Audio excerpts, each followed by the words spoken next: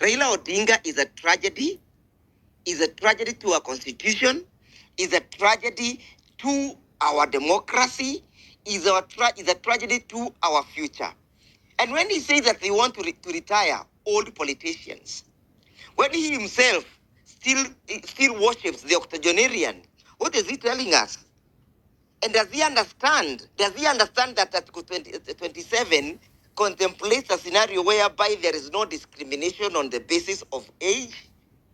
There is no one generation that is going to rule this country alone. Not the Gen Zs, not the millennials.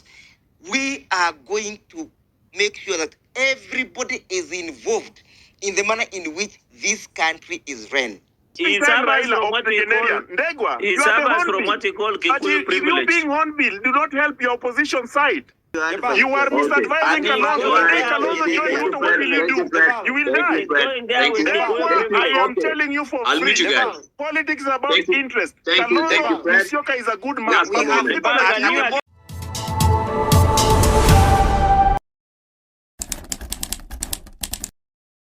That Dr. Fred Matiang'i is not a trusted face. I mean, would you kindly elucidate and clarify for us what does that really mean? Well, I do not want to make that gentleman the subject of today's debate when we have much better issues to address, especially when Fred Okango tries to portray Raila Odinga as a saint. Yet Raila Odinga is a tragedy of our time. Is one of the persons that we must address and tell him to keep off from causing constitutional confusion. Frederick is not coming to the reality that the person who has disorganized our politics and our democracy to the greatest length is Raila Odinga. Look at our parliament today. Parliament is constituted in a manner that there is either the majority or the minority at any given time. Article 108 provides that there shall be a leader of majority and there shall be a leader of minority in parliament. And the reason for that is that we can enhance accountability, we can enhance oversight, and we can also try to create some ability of qualitative and quantitative debates and legislation in parliament. But what has Raila Odinga done? Raila Odinga has gone to bed with the majority, meaning that he has neutralized the minority in parliament. That is therefore to say that he has disorganized the constitution of parliament. When he went on to get into a memorandum of understanding with the majority, the purported majority in parliament, even when the High Court itself had declared that Azimio was the majority, he simply disorganized parliament in the manner in which the constitution contemplates that it ought to be constituted. He has gone to bed with UDA, and he has refused to release or to set free the positions of the minority in the National Assembly and in the Senate, so that they can then be occupied by a party that is not in bed with the government of the day. What has happened is therefore that the quality of debate, the quality of legislation, the quality of oversight, the quality of representation of the people has been compromised.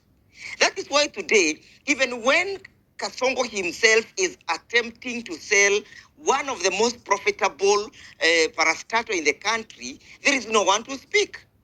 Look at what is happening in the National Assembly. The Speaker of the National Assembly is an affiliate of the party in power. So when an issue, when one member of parliament who is not affiliated either to Raila Odinga or to Mr. William Ruto wants to raise an issue, he is denied an opportunity to address. So parliament has become a moribund, parliament has become a rubber stamp of Raila Odinga and William Ruto. And that's why we are saying that we must get our democracy back to where it ought to be, back to where the Constitution contemplates, back to where the aspirations of the people are.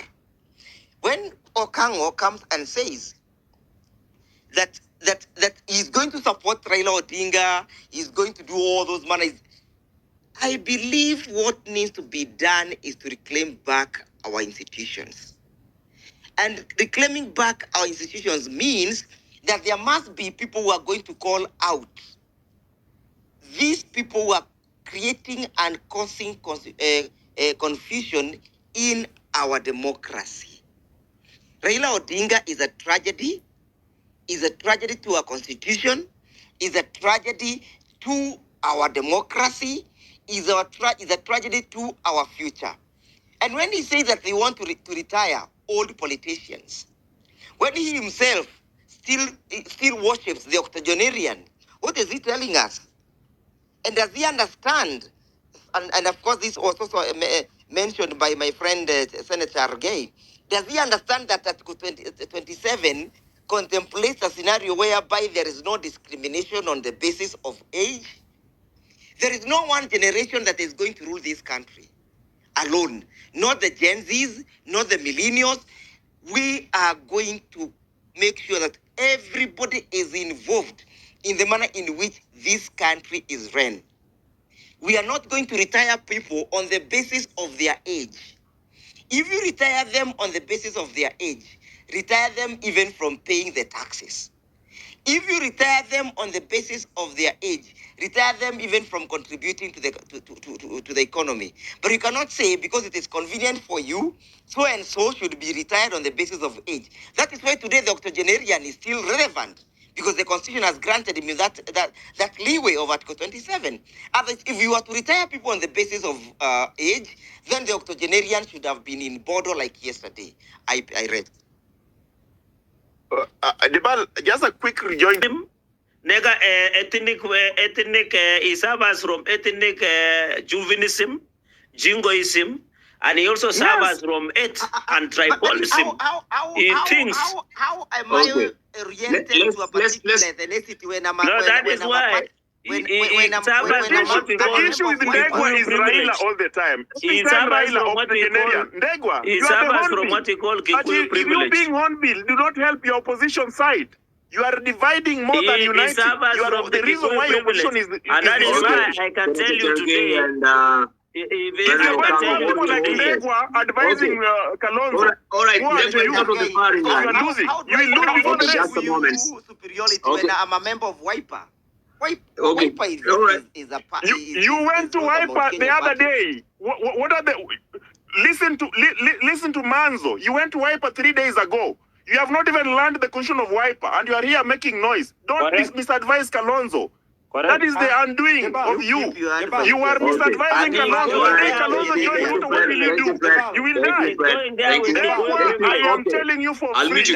Politics is about interest. Kalonzo Musyoka is a good man. We have no interest. Okay. At the moment, there is no order. Odinga or William Ruto. We have no interest in them at the moment. Okay. Our interest is to liberate the just a moment and get there is no liberation. Where were you when Uhuru Kenyatta was messing? You are suffering from Kikuyu privilegism. All right. I think no. Just a moment, Fred. Just a moment, Prof. Just a moment. No, Prof. Just not to attack personalities because yes. That's what I want to say. This is what I want to say. Personalities. Okay. Somebody, I don't know what. Let's be ideologically driven. And let us be knowledge-driven. Let us be compassionate about our country. You know, these things are just throwing words and insulting. Ideologically differently, you can bring how you differ ideologically. But personally, I think that is actually lacking leadership. And in fact, I wouldn't spend this space when people are just throwing words and insults. I explain why you disagree with somebody, not that you just disagree with somebody else. Let's tackle the current problem. Let's not jump into Uhuru. Let's not jump to Kibaki. Let's not jump into Moi. Even go to Kenyatta's grave and remove them then. Let's focus on what will currently help this country and moving forward. Thank you. Well said. But well said. Yes, and I agree. Just allow this platform to pontificate. For as long as individuals you allow to people like pontificate. Ndegwa, we'll take him head on. No. Front of We'll take Pronto. it, no, you cannot Hakuna allow kucheza. Ndegwa to come just a and moment. talk We down will us take him because on he's servants. any day, Will not allow. anytime. All right, Will not we hear allow. you. We will take him on any day. All We right, will take but it just no. pontificating. Okay, but I think also it's very often saying it's very reductive of you now just to go on a low blow, below the belt and attack personalities. No, I think we should debate on ideologies. Down there, the low blow. We'll follow him the low blow. No. He's octogenarian. Every time octogenarian. We don't allow it. Okay, Senator Cherugei and Fred, let's just observe some decorum here because we have respected also distinguished guests here, just like you are, and we want to follow, the gist of the conversation. So if we start attacking personally and getting to personal matters, I think also that one really lowers the caliber and the space of the debate that we do have here.